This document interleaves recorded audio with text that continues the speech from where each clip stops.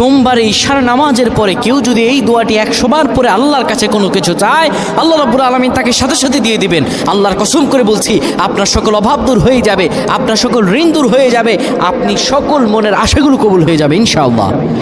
কেউ যদি সোমবার বরকতপূর্ণ